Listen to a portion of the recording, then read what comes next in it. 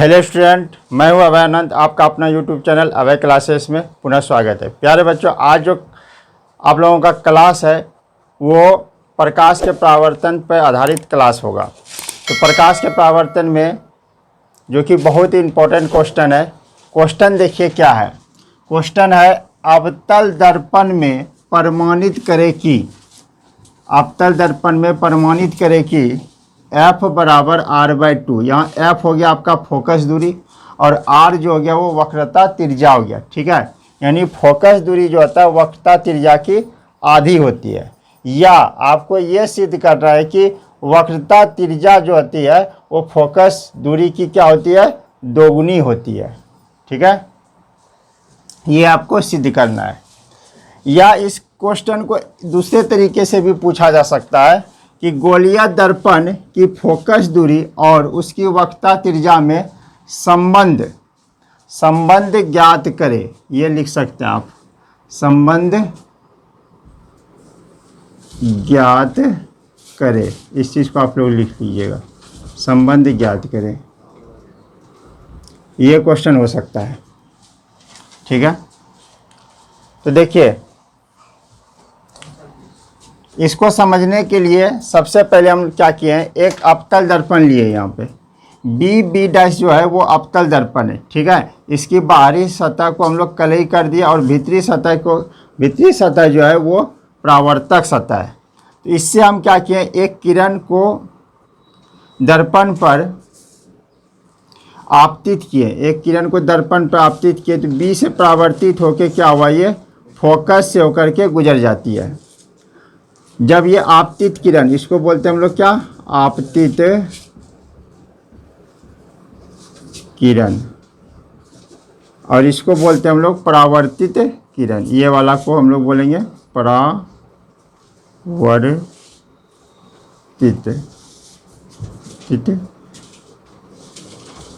किरण।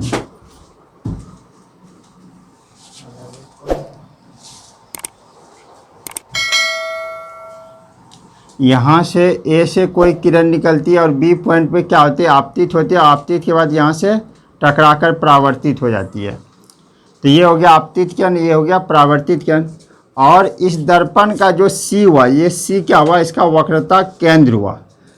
और वक्रता केंद्र से जो आपतित बिंदु होगा, इसको मिलाने वाली रेखा को क्या कहते हैं हम लोग, अभिलंब कहते हैं। ठीक है, तो यहाँ पे आपतन कोण और परावर्तन कोण क्या होता है, बराबर होता है। यानी कोण I और कोण R क्या होगा, बराबर होगा। कोण I जो होगा वो आपतन कोण होगा, कोण R जो होगा वो परावर्तन कोण होगा। ठीक है, परावर्तन के नियम से ये बताए हम। चलिए यहाँ पे क्या हो गया, ये AB आपका आपतित किरण हो गया और BF क्या हो गया, परावर्तित किरण हो गया। यहाँ पे आपतन कोण क्या होता है, परावर्तन कोण के बराबर होता है। अब इसके बारे में हम यहाँ पे समझते हैं क्या है। कहता है कि एक अवतल दर्पण B' है। यहाँ पे एक अवतल दर्पण लिए, उसका क्या है, B' क्या है, अवतल दर्पण का द्वारक है, जिसका ध्रुव P है। इसका ध्रुव क्या है, ये P है। द्वारक का जो मध्य बिंदु होता है उसको हम लोग ध्रुव कहते हैं। और PC मुख्य अक्ष है। अब PC क्योंकि ये वक्रता केंद्र है और ये ध्रुव है, तो P और C के बीच की दूरी को हम लोग क्या कहते हैं, मुख्य अक्ष कहते हैं। और P से C तक की जो दूरी होती है उसको हम लोग वक्रता त्रिज्या कहते हैं। ठीक है, मुख्य अक्ष मतलब हो गया इसका ये पूरा ये लाइन, इसको मुख्य अक्ष कहेंगे। लेकिन P से C तक की जो एग्जैक्ट दूरी होगा उसको हम लोग क्या कहेंगे, वक्रता त्रिज्या कहेंगे। ठीक है, AB एक आपतित किरण है। ये देखिए यहाँ से एक किरण निकल रहा है, AB क्या है, एक आपतित किरण है, जो अवतल दर्पण के मुख्य अक्ष PC के समांतर, जो अवतल दर्पण के मुख्य अक्ष PC के समांतर और निकट है। देखिए अब PC जो है मुख्य अक्ष, उसके क्या है, ये समानांतर है। कौन, AB समानांतर है और इसके काफी निकट है। भले फिगर में दूरी लग रहा है लेकिन ये काफी निकट है। किरण AB दर्पण से परावर्तन के बाद, किरण AB दर्पण से परावर्तन के बाद, देखिए AB जो है इससे दर्पण से क्या हो गया, ये परावर्तन हो गया। परावर्तन के बाद क्या होता है, मुख्य फोकस एफ। अब इसका मुख्य फोकस क्या है, यहाँ पे एफ है, मुख्य फोकस एफ से होकर गुजरती है। ये किरण क्या हुआ, परावर्तित किरण जब बी पे टकराती है, बी से क्या हो गया, ये परावर्तन के बाद फोकस से होकर के गुजरती है।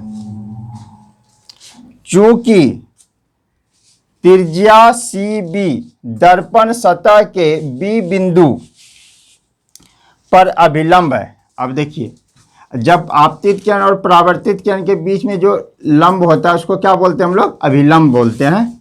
ठीक है, इसलिए परावर्तन के नियम से, परावर्तन के नियम से क्या बताए थे कि आपतन कोण और परावर्तन कोण क्या होते हैं, हमेशा बराबर होते हैं। तो इसका मतलब यहाँ पे आई जो है आपतन कोण और परावर्तन कोण जो आर है, ये हमेशा क्या होंगे, बराबर होंगे।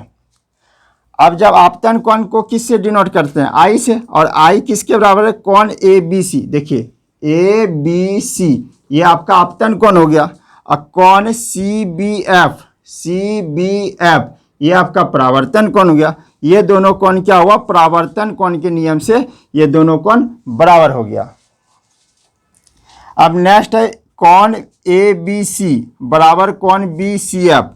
ए बी सी और बी सी एफ क्या होगा, बराबर होगा। कैसे बराबर होगा, क्योंकि ये तो आपतन कोण है और ये क्या हो गया, आपतन कोण जो है इस एकांतर कोण के बराबर होगा। क्यों बराबर होगा, क्योंकि आपतित किरण जो है वो मुख्य अक्ष के क्या है, समानांतर है। समांतर जब रेखा होती है तो उसके एकांतर कोण भी आपस में क्या होते हैं, बराबर होते हैं। अब देखिए, इसलिए सी बी एफ, देखिए सी बी एफ ये कोण जो है इस कोण के भी बराबर है। क्यों बराबर है, क्योंकि आपतन कोण के बराबर परावर्तन कोण बराबर है, और आपतन कोण जो है ये एकांतर कोण के बराबर है। इसलिए ये दोनों कोण भी क्या होंगे, आपस में बराबर हो गए। कौन सा कोण, सी बी एफ और बी सी एफ। अब देखिए, यहां त्रिभुज बी सी एफ एक समद्विबाहु त्रिभुज है। अब ये जो त्रिभुज बना आपका बी सी एफ, ये आपका समद्विबाहु त्रिभुज बना। कैसे समद्विबाहु त्रिभुज बना, क्योंकि यहाँ पे दो कोण क्या है, बराबर है। जब दो कोण बराबर होते हैं तो दो भुजा भी क्या होते हैं, आपस में बराबर होते हैं, क्योंकि ये दोनों भुजा भी क्या है, आपस में बराबर है। इसलिए अतः बी एफ बराबर क्या हो जाएगा, एफ सी। देखिए ये बी एफ भी किसके बराबर है, एफ सी के बराबर है। यदि बी पी के बहुत ही निकट हो तो, मतलब ये जो बी है ना, ये पी के काफी निकट है, हो तो बी एफ भी क्या होगा, पी एफ के बराबर होगा। बी एफ भी पी एफ के बराबर होगा, मतलब लगभग में होगा, थोड़ा बहुत कम अधिक हो सकता है। बी एफ भी क्या होगा, पी एफ के बराबर होगा। इसलिए देखिए पी एफ एफ सी ये दोनों क्या होंगे, बराबर होंगे। अब देखिए सी एफ और पी एफ, ठीक है, इन दोनों को ऐड कर देंगे, जोड़ देंगे तो क्या हो जाएगा, पी सी। अब पी सी क्या होगा, पी एफ और एफ सी का आधा होगा, इसलिए पी एफ बराबर एफ सी, वो किसका आधा होगा, पी सी का आधा होगा। ठीक है, और यहाँ पी सी क्या है, आर है। आर का मतलब हुआ वक्रता त्रिज्या। ठीक है, यानी सी से पी तक की दूरी को हम लोग क्या कहते हैं, वक्रता त्रिज्या कहते हैं। और अब यहाँ पे एफ पी या पी एफ क्या होगा, यहाँ पे फोकस दूरी होगा, यानी एफ होगा ये।